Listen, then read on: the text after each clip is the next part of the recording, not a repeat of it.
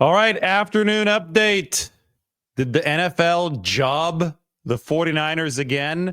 Remember last season when the 49ers and the Bills got the raw deal, according to Bills GM Brandon Beane, and instead of a third-round comp pick, got late fourth-round comp picks? Well, San Francisco, according to Over the Cap's projection, was supposed to get 2 fourth-round comp picks in this 2025 draft. Instead, they got 1 fourth and 1 seventh because apparently Over the Cap made a mistake in the valuation of Sam Darnold.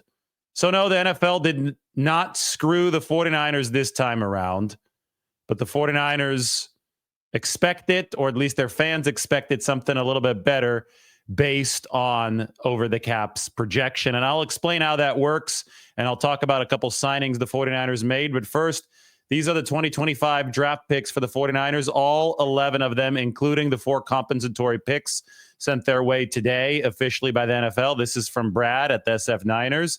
Of course, the first rounder at number 11, the second rounder at number 43, the third rounder at 75, and another third rounder at 100. That is a comp pick. That's the first of four picks in the top 100. Very important for the replenishment of this team. Then there's the standard fourth rounder at number 113, and one of the comp picks in the fourth round at 138. The 49ers had been projected by Over the Cap to also have number 139. I'll explain why they didn't get it here in a second. Fifth rounder at 147. That came over from Washington in the Deebo Samuel trade. A 6 at 187, and then 3 seventh rounders, so one more than the original projection. 2 compensatory picks in the 7th round. The 3 picks total are 227, 249, and 252. Unfortunately, no 262. That's a reminder that Brock Purdy was a compensatory pick, so you should probably pay attention to this formula because the 49ers use it more than any other team in the NFL. First, we're going to get to the quick player update. The 49ers have signed Luke Gifford. He is a linebacker. He's a specialist, so special teams guy. Formerly of the Tennessee Titans. Before then, he was with the Dallas Cowboys. Remember that the 49ers have a new special teams coordinator, Brant Boyer. His assistant with the special teams coordinator of Tennessee last year, that's Colt Anderson. So Anderson's down the 49ers staff. That is the link to the new linebacker, reserve linebacker, and special teams ace, Luke Gifford, who joins the 49ers on a 1-year contract. He had over 300 special team snaps last year, which is a lot. The 49ers earlier today already made a video on that, signed Richie Grant, safety, formerly of the Falcons. He, too, had over 300 special team snaps last year. So special teams for the 49ers was very bad last year, number 31 or number 32, depending on which metric you looked at. And they fired special teams coordinator Brian Schneider, and they also have brought in here on day 2 of free agency 2 players who are going to get a lot of special team snaps in an effort to shore up some of those coverage units, some of those blocking units on special teams. Gifford did play some linebacker last year in reserve, started a couple games, actually got an interception, a nice scoop interception off of Joe Burrow when the Titans played the Cincinnati Bengals at home. So he should be able to give the 49ers some reserve depth at linebacker. So will Curtis Robinson, whom the 49ers re-signed today. Curtis Robinson, the Stanford product, tore his ACL on September 27th of last year at practice. So that's a couple weeks before Brandon Ayuk tore his ACL. He had been looking really good. Curtis is a good special teams contributor for the 49ers. He, I thought, was flying around over the course of training camp. Looked like it might have finally been his year to break into some sort of rotation for the 49ers, and he would have had a true chance given all the injuries that they had. But unfortunately, the ACL tear for Curtis Robinson derailed those dreams. He had been scheduled to be a restricted free agent. There was no anticipated outside interest because he was coming off of that ACL tear. So the 49ers were able to bypass the RFA process. So unlike Jordan Mason, whom they tendered for at the second round level, they assigned a contract with Curtis Robinson, a 1-year deal for this 2025 season. The original round tender cost $3.3 million. The second round tender for Jordan Mason cost $5.3 million. So it's somewhere under $3.3 million in the contract offer for Curtis Robinson, which he did sign. It's not part of the tender process. This is just the contract that the 49ers agreed to with the linebacker out of Stanford. So like Luke Gifford, this is going to be somebody who projects to help the 49ers on special teams. John Lynch talked about Curtis Robinson at the NFL Combine a couple weeks ago. He's a couple weeks ahead of Brandon Ayuk in the ACL recovery. And he just hit a good marker with Dr. Neil Elatrosh, who performed both of those surgeries.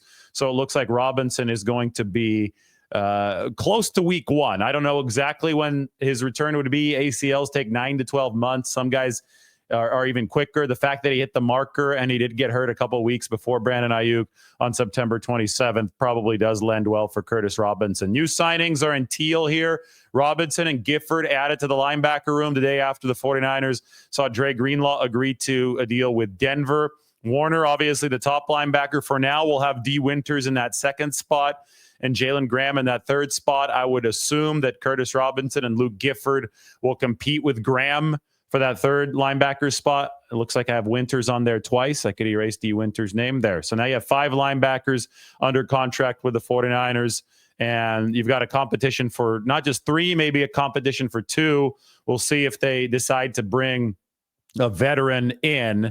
I would expect them to bring in somebody. The reason the 49ers, though, are practicing restraint at this time is because of the compensatory pick formula. They have just been awarded 4 in the 2025 draft, although 1 a little bit lower than the initial projections. And they are now on track for 25 comp picks in 5 seasons, which is by far the most in the NFL. So we can use this to illustrate what happened with last year's comp pick. I want to show you guys a comp pick formula here. This is how Over the Cap actually projected last year's situation. Look right here. Maybe I could even zoom in. Maybe not. It should work. Yeah, here we go. Here's last year's comp pick situation for the 49ers. So it's compensatory free agents lost, compensatory free agents gained, and then they cancel each other out. And a lot of it relies on the average per year. So the more expensive a contract, either gained or lost, the higher up in a formula it goes. The highest possible comp pick you can get is a 4th rounder. So Chase Young left for $13 million per year. That was 4th round projection from Over the Cap. Sam Darnold left the Vikings for $10 million per year. That was a 4th round projection from Over the Cap. Ray McLeod left for $2.5 million per year. That was a 7th round projection. You had other 6th and 7th round projections. Kinlaw, Joseph Day, Werner, Cleveland Farrell, Gross Matos, Isaac Yiadom. Leonard Floyd was a 5th round add, $10.5 million for the 49ers. And Jordan Elliott. Those, according to Over the Cap, are going to all cancel each other out. So the 49ers were projected to end up with 2 4th rounders and a 7th rounder, plus one of the minority hiring incentive 3rd rounders, which is pick number 100 for, I believe that was the Rand Carthon departure to Tennessee. However, this ended up happening. Sam Darnold was valued as a 5th rounder and not a 4th rounder by the NFL Management Council. So Nick Corte, who builds the projection that I was just showing you up here on Over the Cap, had it wrong. So he said that caused Sam Darnold to be canceled out by Leonard Floyd, who, as you can see here, Leonard Floyd was a 5th rounder. Sam was canceled out by Leonard Floyd, and because of that, the 49ers got a 7 instead for the departure of Cleveland Farrell. That's up here, instead of the Sam Darnold 4th round valuations. That's quite the tumble, right? Quite the tumble in value from the 4th to the 7th round. The year after, and Nick Corte, by the way, said this was just my mistake. I put the cutoff line in the wrong spot. Sam Darnold was supposed to be a 5th, not a 4th rounder. So no, the 49ers did not get jobbed in this situation. Nick, who does a great job, just said that he made an error in his projections. However, Nick still believes that the Bills and the 49ers did get hosed last year. And that's when they got the 4th rounder, the low fourth rounder, instead of the 3rd rounder, which would have had them in or close to the top 100 picks. Moving forward, this is so important to keep an eye on because it colors the 49ers strategy in free agency. If you're wondering why the 49ers have been relatively quiet, well, the new league year doesn't start till tomorrow. So a lot of players that they might be interested in, like Dalvin Tomlinson, who's going to be released with the post-June 1st designation on the first day of the new league year, they're not going to be available until tomorrow. So that's one reason for restraint. Another reason for restraint is the 49ers probably are going to be interested in players who are released who do not count against the compensatory formula because they are completely dominating that formula on the scorecard so far this year.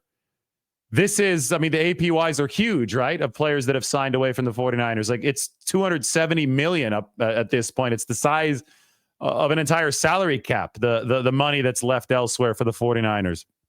Salary cap this year is $279.2 million. Charvarius Ward is at 20. He is a fourth round projection. Aaron Banks, 19.25, fourth round projection. Talanoa Hufanga, 15 million. Fourth round projection. Jalen Moore is an offensive lineman at 15 million. Fifth round projection. Dre Greenlaw, 11.7 million. Fifth round projection. Dobbs is left for 4 million. They signed Luke Farrell for 6.75. Those two are projected to cancel each other out. And Richie Grant and Elijah Mitchell do not appear to factor into the formula. So if the 49ers start adding players, especially more expensive players, that's going to start to cancel players out here in the compensatory formula. And again, the 49ers have 25 comp picks projected to come their way over the next 5 seasons. When we talk about the financial efficiency, the fact that the draft is so much cheaper to build a team, the fact that the 49ers are looking to be lean, mean, hungry, whatever you want to call it moving forward, build the team like the Rams have built it. Just funny because the Rams are now building to the draft as opposed to the couple years where they said F them picks. I mean, if you talk about the 49ers emulating the Eagles, the Rams, and also taking the page out of their own book, this comp pick formula is extremely important. This is the way that San Francisco has decided to differentiate themselves. Again, Brock Purdy was a compensatory pick. So these should not be scoffed at. The Patriots throughout the 20 years to begin the 2000s, the Baltimore Ravens under Ozzie Newsome, those are teams that really focused on the comp pick formula to make sure that the talent in the building at the margins especially was cost controlled and you could afford the A-list players. You build your team around the pillar of A-list players and then fill it in at the margins. The 49ers are going to be walking deftly through the rest of this free agency to make sure that they do not upset this formula all too much. They can afford to sign somebody big right now and really not lose all too much in this formula. Like if they sign somebody bigger right now, that was a fourth round compensatory pick edition that would cancel out either Ward, Banks, or Hufanga, and they would still have 2 4s and 2 5s projected to come their way. Or if they sign somebody at the 5th round level, they'd still have 3 4s and 1 5 projected to come their way. However, that none of that's official at this point, and the 49ers shouldn't sign somebody just because they technically have a little bit of leeway to do so. They're going to sign players who, either don't count against this formula, been released by their other teams. Joey Bosa, by the way, would not count against this formula because he was released by the Chargers, and we're still in the holding pattern for Joey Bosa. So they could either do that or they can wait until a little bit later in the process when it won't count against the formula at all. So it's all part of the strategy for the 49ers moving forward. All right, that is the update. We'll be live a little bit later. Maybe the 49ers will make another signing, make another move tonight, trade, who knows. Joey Bosa, we're still in a holding pattern, but they've signed Luke Gifford. They've signed Curtis Robinson. Earlier today, it was Richie Grant added to the 49ers at $1.5 million. We know the numbers there from Tom Pelissero. So all of the deals signed today, not going to make much of a dent in the 49ers cash or cap situation. And none of the picks today are going to make a dent in the comp pick situation where the 49ers have those 4 comp picks coming their way. 25 over the course of 5 seasons. The NFL draft is the lifeblood for the 49ers. Hit that like button, hit the subscribe button. We will talk to you very soon with our next 49ers update.